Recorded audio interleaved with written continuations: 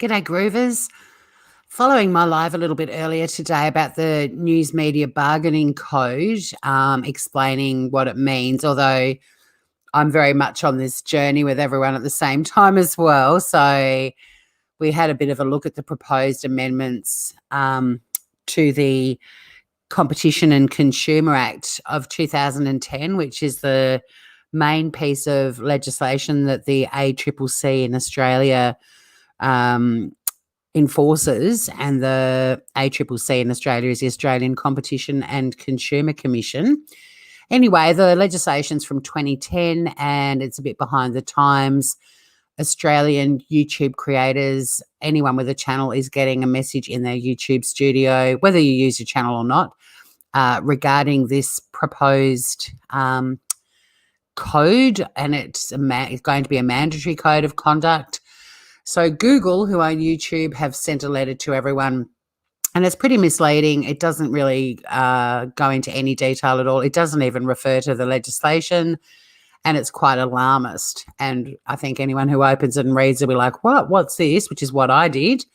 So earlier today I did a live. I went for just under 2 hours sort of scrolling through the amendments and also the proposed amendments to the Act, and also an explanation of it. But I'm just doing this live to give you a bit of background history.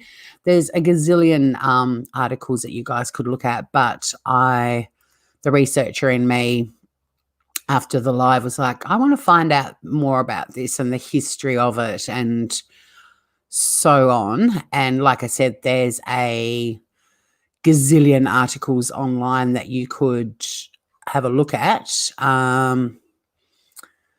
Now I can't find the one I was going to share, but it just gives a bit of a history of how we got, here we go, I found it, how we got to where we are today and why we're getting these messages in YouTube.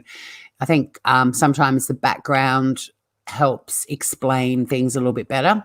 Like I said, there's a heap of articles that you can have a look at. I just decided to share this one because Jack Derwin and Alex Vikovich, the authors of this article from Business Insider Australia, I think it's just a really straightforward, logical kind of explanation on what's going on.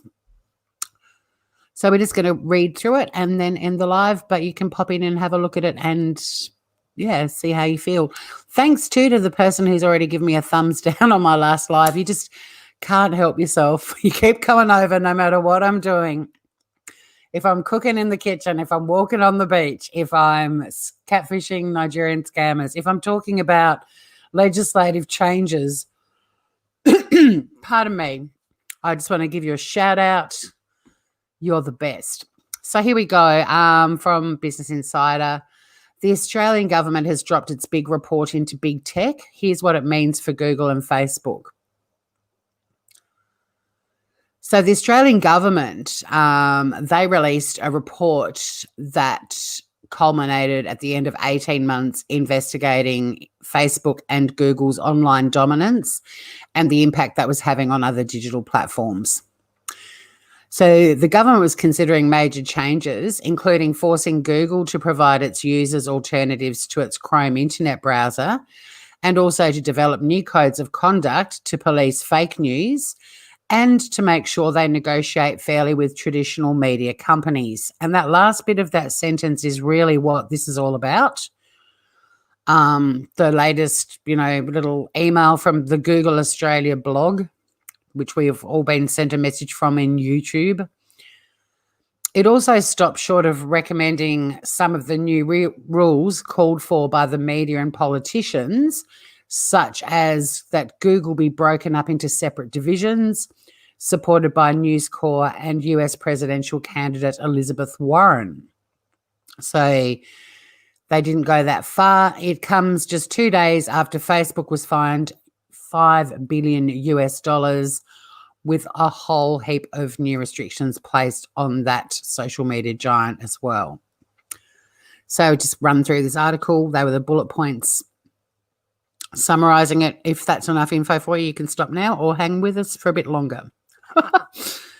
Two of the largest tech companies in the world, Google and Facebook, are anxiously watching the Australian government's next moves following the release of a major report into the dominance of these two players in the digital media market. Just a reminder, this was back in July last year, okay?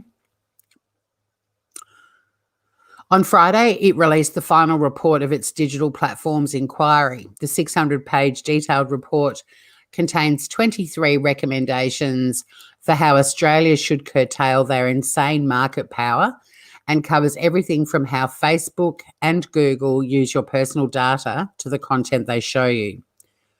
Treasurer Josh Frydenberg, who released the report on Friday, hailed it as a world first in curtailing the immense power of Facebook and Google. And I haven't validated this yet, but I'm pretty certain this is a first, that we're the first country outside of the US to be doing this.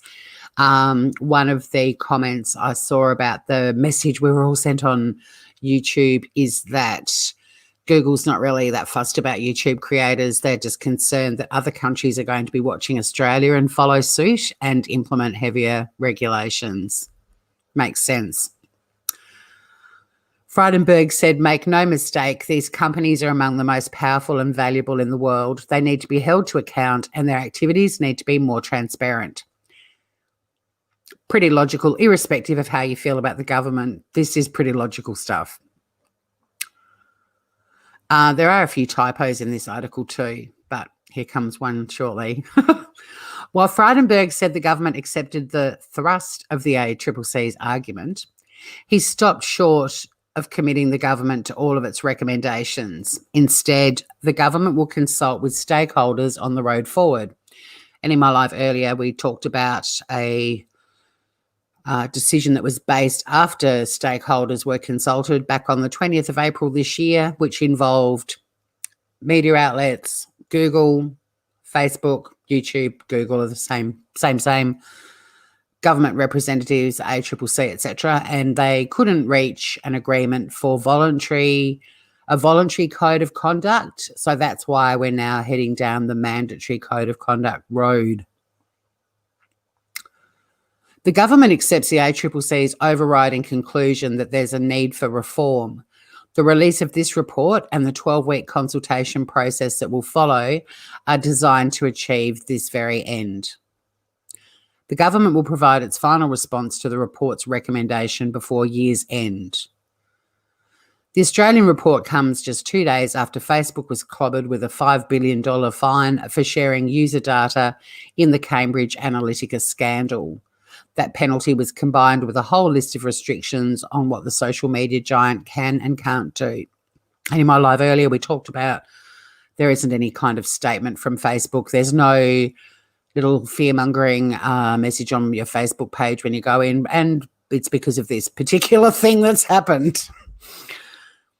They've copped the $5 billion fine. They sort of know that, you know, they knew this was coming. I said in the live earlier, it's not surprising we haven't heard from Mark Zuckerberg or Facebook. In fact, I honestly think that they would be sort of going, yep, knew this was going to come, about time sort of thing.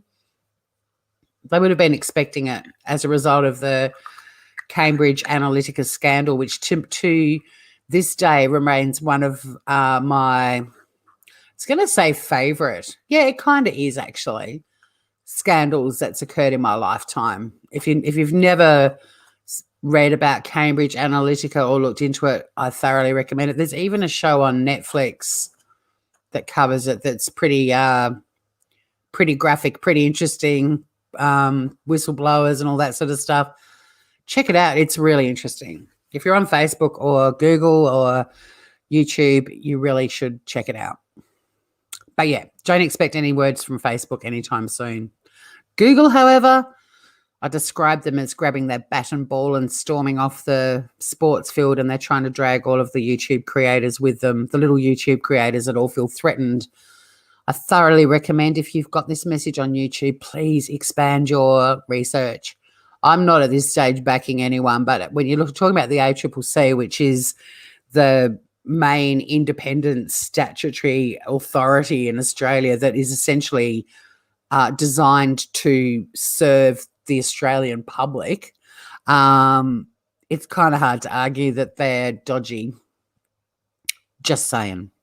But, you know, watch this space. There could be some lively discussion and debate down the track. So, yeah, now it's Australia's turn following what happened in the States, with a new framework clearly setting out how they'll be forced to operate down under. Here's what the new world looks like for Google and Facebook in Australia. Now, this stuff all came out last year. So, so Google isn't going to be broken up. If you guys want to read this article, you can have a look at it. I'm not going to go through this in too much detail. News Corps were hoping that they would be broken up. But in fact, we're putting a fair bit of pressure on the federal government to break up Google's operations within Australia. And that hasn't happened. It's not going to happen. But like I said, if you want to read more into this, just jump onto Google. Maybe you'll use Bing. I don't know. But yeah, you can find a few more articles that go into a lot more detail. By sharing the work of journalists, Google and Facebook ultimately are able to take profits from the media companies that employ them. This was a major concern shared by media companies, and now the ACCC has recommended the tech titans pay it forward. Anyone got a complaint about that? Anyone got an issue with that? Oh, Google. Yeah, okay, fair enough. So, yeah, essentially, the ACCC has recommended that the platforms contribute to a fund totaling in the order of Australian $50 million per year to provide funds to publishers. It would be a targeted grants program that supports the production of original, local and regional journalism, including that related to local government and local courts, the ACCC wrote. The program should be platform neutral and administered at arm's length from government, with eligibility criteria designed by an independent expert committee. It closely follows the ideas put forward by the Media, Entertainment and Arts Alliance, the MEAA, Australia's media union, in its submission.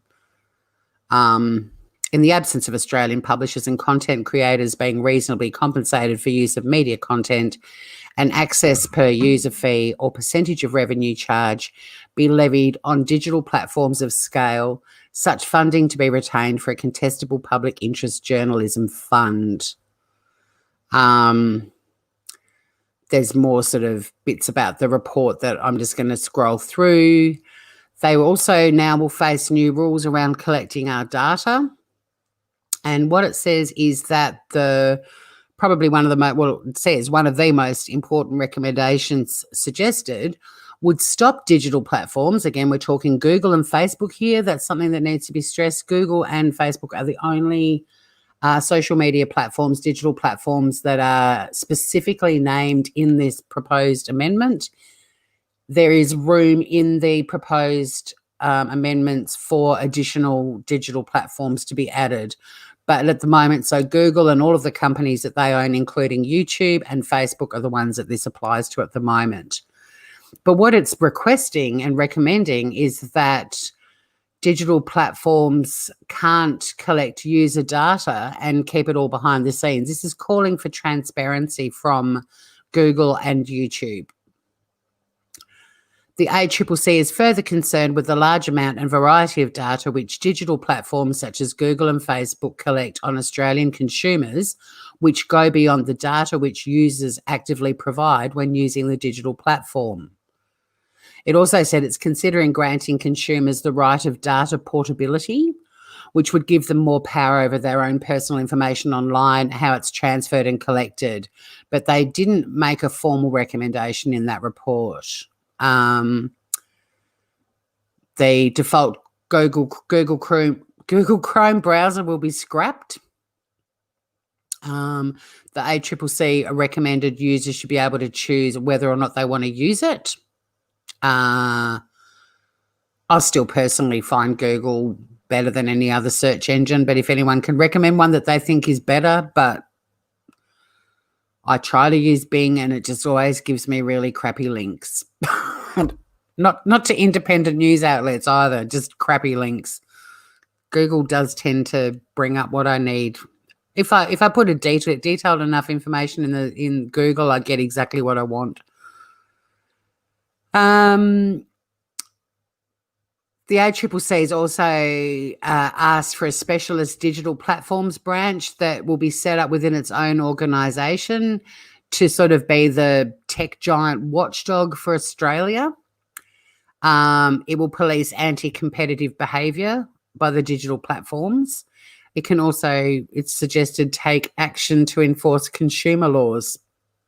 There's also a request for an independent ombudsman. And then there's a new 5-year public inquiry to take place, was recommended, and I love this. If the tech giants thought this was the end of the public inquiry, they can think again. They want this to be reviewed every 5 years.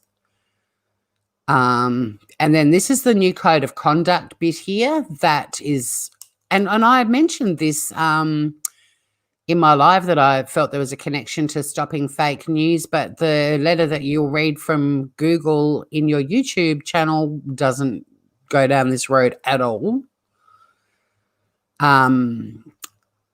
So, yeah, the code of conduct, one of the things they're hoping will bring about is that platforms with more than 1 million monthly users will be subject to focusing on stopping the spread of disinformation online. And the ACCC is quite happy to handball regulatory control to the Australian Communications and Media Authority. There's also the need to set up individual codes of conduct policing their relationship with media companies, again, Google and Facebook. These codes will mandate how they share data, ensure the big tech companies don't impede news media business opportunities to monetize their content appropriately, and also to negotiate fairly with the media. And these are the codes that are being debated at the moment.